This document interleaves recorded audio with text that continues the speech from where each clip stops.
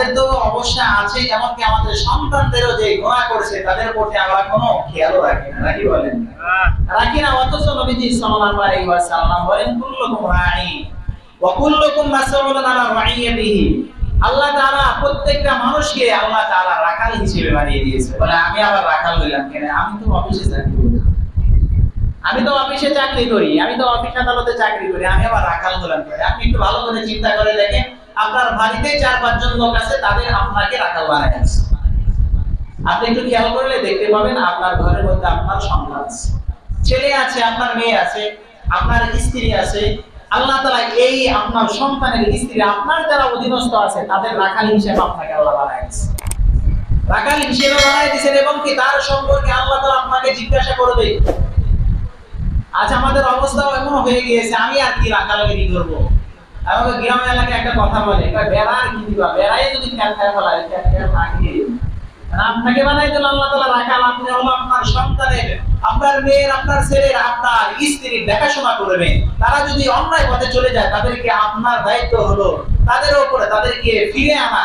অথচ আপনি গুনাহের মধ্যে চলে যান, তাহলে তাদেরকে কিভাবে ফিরে আনবেন? এজন্য আপনাকে আমাকে প্রত্যেককে জিজ্ঞাসা করা হবে। আমার অধীনস্থ যে আছে সে যদি গুনার কাজ করে ফেলে অবশ্যই আপনাকে জিজ্ঞাসা করা হবে। হাসরের ময়দানে মানুষগুলো দেখবে সে জিনা করে নাই, কিন্তু তার আমলনামায় কেন জিনার গুনাহ আসলো?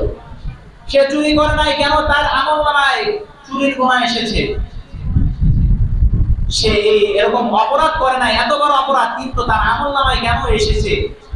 সে দেখবে সে তার সাপোর্ট পাওয়ার কারণে সে যাকে নির্বাচন করেছে, সে যাকে নির্বাচিত করেছে, সে গুনাহ করেছে, জিনা করেছে। তার নির্বাচিত হওয়ার কারণে সে যে জিনা করেছে সেই গুনার ভাগ একটা সে নির্বাচন করার কারণে তার মধ্যে চলে এসেছে। আপনার সন্তান গুনাহ করেছে, আপনার সন্তান গুনাহ করেছে, আপনার মেয়ে গুনাহ করেছে, আপনার স্ত্রী গুনাহ করেছে, আপনাকে আল্লাহ তাআলা অভিভাবক বানিয়ে দিয়েছে, আপনাকে আল্লাহ তাআলা দায়িত্ব দিয়ে দিয়েছেন, আপনি তাদেরকে কিছু বললেন না। হাসরের ময়দানে আপনার আমলনামার মধ্যে দেখা যাবে আপনার সন্তান যেই গুনাহ করেছে আপনার আমলের মধ্যে ওই একই গুনার যেই গুনাহ আছে সেটা আপনার আমলনামার মধ্যে যায়। এই জন্য আমাদের প্রত্যেককে একটু সতর্ক হতে হবে। আজ আমার সন্তানের খোঁজ খবরই রাখি না, আমার মেয়ে কোন দিকে চলছে আমি তার খোঁজ খবর রাখি না, আমার স্ত্রী তার মন মতো কি করছে আমি সেটা খোঁজ খবর রাখছি না। অথচ আপনাকে তো এই জন্য দেয় নাই, আপনার তো আল্লাহ তাআলা দায়িত্ব দিয়ে পাঠিয়ে দিয়েছেন যে বাড়ির কর্তা, যে বাড়ির দায়িত্ব তাকে বাড়ি সম্পর্কে জিজ্ঞাসা করা হবে, যে সমাজের দায়িত্ব আছে তাকে সমাজ সম্পর্কে জিজ্ঞাসা করা হবে, যে দেশের দায়িত্ব আছে তাকে দেশ সম্পর্কে জিজ্ঞাসা করা হবে। দেশের মধ্যে যদি একটাও যদি অনৈতিক কাজ হয়ে যায়, গুনার কাজ হয়ে যায়, তাহলে দেশের যে গুনাহ থাকে সেই হিসাব আল্লাহ তাআলার কাছে দিতে হবে। এখন বলবেন আমার কথা তো শোনে না, আমার কথা তো আমার ছেলে শোনে না, আমার মেয়ে তো আমার কথা শোনে না, আমার স্ত্রী তো আমার কথা শোনে না। আপনার কথা শোনেন, আপনাকে দায়িত্ব দিতে কে বলেছে? আপনাকে বাড়ির অভিভাবক কে হতে বলেছে? আপনার বেঁচে থাকার দরকার নেই, আপনি মরে যান। আপনার অধীনস্থদের যদি আপনি কন্ট্রোল না করতে পারেন, আপনার অধীনস্থদেরকে যদি আপনি সুমতে চালাইতে না পারেন, আপনার বেঁচে থাকার দরকার নেই, আপনার দায়িত্ব আপনি ছেড়ে দেন। প্রয়োজনে যে কন্ট্রোল করতে পারবে তাকে দেন। তার মাধ্যমে আপনি একটা গুনাহ থেকে বেঁচে যেতে পারবেন। আপনার সন্তান যে গুনাহ করেছে সেই গুনার বাড়ি থেকে আপনি বেঁচে যেতে পারবেন। আজ আমরা এটা বুঝি না। এই জন্য নবীজি বলেন যে কুল্লুকুম রাঈ, তোমাদের প্রত্যেকে আল্লাহ তাআলা দায়িত্ব দিয়ে পাঠিয়েছেন। প্রত্যেকে দায়িত্বশীল, প্রত্যেকে তার দায়িত্ব সম্পর্কে জিজ্ঞাসা করা হবে। আমাকে জিজ্ঞাসা করে চিন্তা করে, আমি তো মাশাআল্লাহ পাক্কা মুসল্লি, 5 ওয়াক্ত নামাজ পড়ি, একেবারে টুপি সবসময় পরে থাকি, মাঝে মাঝে একেবারে তাহাজ্জুদ আমার মিস হয় না, কিন্তু আমার স্ত্রী নামাজ পড়ে না, আমার সন্তান নামাজ পড়ে না, আমার মেয়ে নামাজ পড়ে না, তাদেরকে নামাজের আমি হুকুমও দেই না। মাশাআল্লাহ দাঁড়িয়ে রেখেছে, টুপি একটা নিয়ে সব সময় সুবহানাল্লাহ আলহামদুলিল্লাহ বলতে থাকি।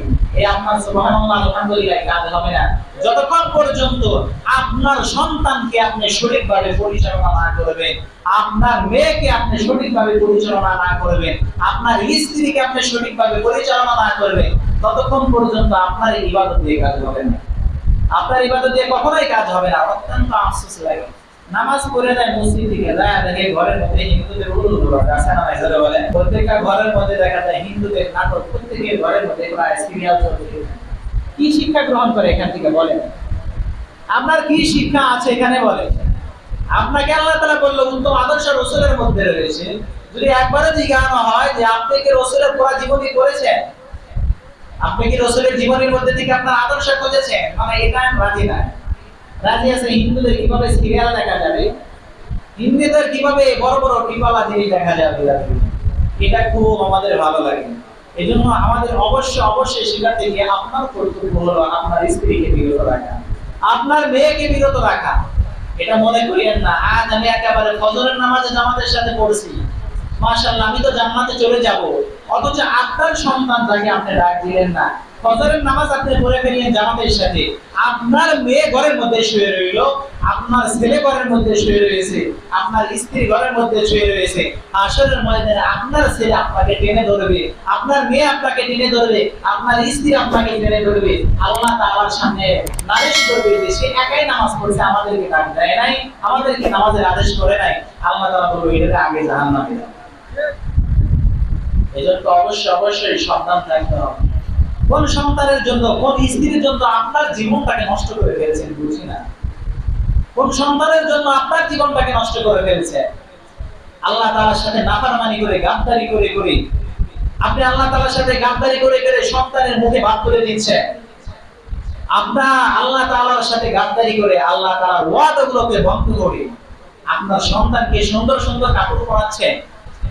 আপনি আল্লাহ তাআলার হুকুমকে অমান্য করে আপনি কষ্ট করে আপনার সন্তানের জন্য আপনি যে খোরাক দিচ্ছেন, যেই সম্পদ উপার্জন করছেন, এই সন্তান তো আপনার কোনো কাজে আসবে না। এই সন্তান আপনার কাজে আসবে না। আপনার আমলনামা কেমন হয়ে যাবে আপনি একটু চিন্তা করুন। সূরা হাক্কের 25 থেকে 37 নম্বর আয়াত পর্যন্ত আল্লাহ কি আপনাকে বলেছে, শুধুমাত্র যদি আপনার জ্ঞান থাকে, আপনার যদি বিবেক থাকে, আপনার যদি বুদ্ধি থাকে, আপনি যদি একজন বুদ্ধিমান মানুষ হয়ে থাকেন, যদি একটু চিন্তা করেন, আপনি কখনোই গুনার কাজ করবেন না। খোদার কসম করে বলছি, আপনি কখনোই গুনার কাজ করবেন না। গুনার কাজ দেখলে আপনার মধ্যে ঘৃণা এসে যাবে, গুনার যে মজা সেটা আপনার মধ্যে থেকে চলে যাবে। কারণ ওই সময় আপনার মধ্যে আখিরাতের যে চেতনা সেটা এসে যাবে। এই গুনাহ আমি দুনিয়ার মধ্যে সামান্য কিছুদিন যৌবনের তাড়নার কারণে আমি আজ গুনাহ করেছি, আসরের ময়দানে আমার সাথে কেমন ব্যবহার করবে, কেমন আমার অবস্থা হবে, সেটা যদি আপনার মধ্যে একবার এসে যায়, আপনি কখনো গুনাহ করবেন না।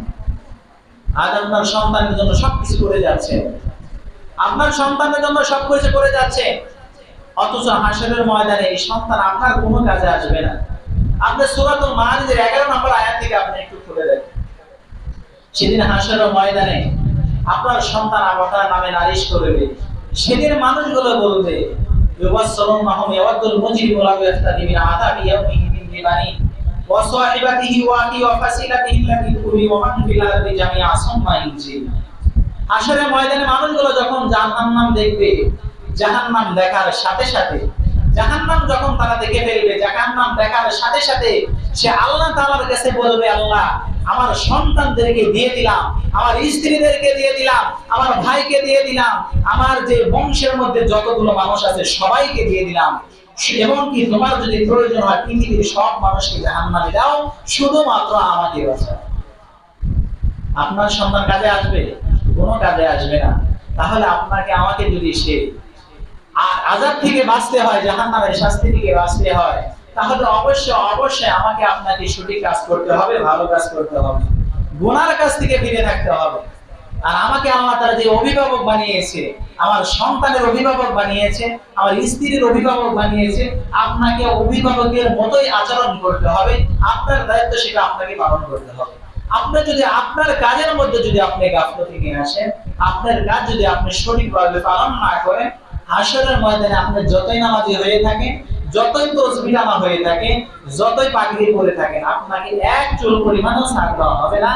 এই জন্য অবশ্যই আমাদের যে দায়িত্ব সেটা অবশ্যই পালন আমরা করবো ইনশাআল্লাহ। করবেন তো ইনশাআল্লাহ? শুধু নিজে নামাজ পড়বো না, নিজের সন্তানকে নামাজের আদেশ দিব, সন্তানকে সঠিক পথে চালানোর জন্য আদেশ করব, সন্তানকে সঠিক দ্বীন শিক্ষা দিব, সঠিক পথে সন্তানকে পরিচালনা করব।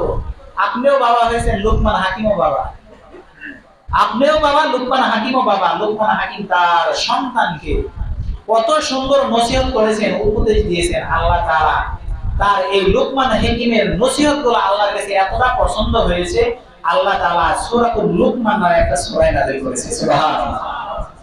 একটু দেখবেন, খুঁজে দেখবেন লুকমান হাকিম তার সন্তানকে কি নসিহত করলো, কি উপদেশ দিল, যে উপদেশ দেওয়ার কারণে লুকমান হাকিমের উপদেশ আল্লাহর পছন্দ হলো, কোরআনের মধ্যে নাযিল করে দিল। এমনকি লুকমান নামে একটা সূরা নাযিল করে দিল। সুবহানাল্লাহ। এইজন্য সন্তানদেরকে সঠিক পথে চালাবেন তো ইনশাআল্লাহ। গুনার কাজ দেখতে আপনি তো বাবা, আপনি কঠিন শাসন করবেন যাতে করে সন্তান গুনার কাজ না করতে পারে। চিন্তা রাখবেন, চিন্তা সবসময় রাখবেন মাথায় একটা কথা, যে আমার সন্তান গুনাহ করলে যদি আমি বাধা না দিই তাহলে আমারও গুনাহ হবে, ঠিক না? আমার গুনাহ হবে কিনা? আমারও গুনাহ হবে। এই জন্য নিজেও সুপথে থাকার চেষ্টা করব, নিজের সন্তানকে সুপথে চলানোর চেষ্টা করব, মেয়েকেও চলানোর চেষ্টা করব, স্ত্রীকেও চলানোর চেষ্টা করব। ঠিক আছে ইনশাআল্লাহ? আমার ঘরে আমি একজন মুসলমান, হিন্দুদের কোনো নাটক আমার ঘরে চলতে পারে না, ঠিক কিনা? জোরে বলেন। আমার ঘরে কখনো হিন্দুদের সিরিয়াল চলতে পারে না, চলবে ইসলামী যে সমস্ত অনুষ্ঠান আছে সেগুলো দেখেন।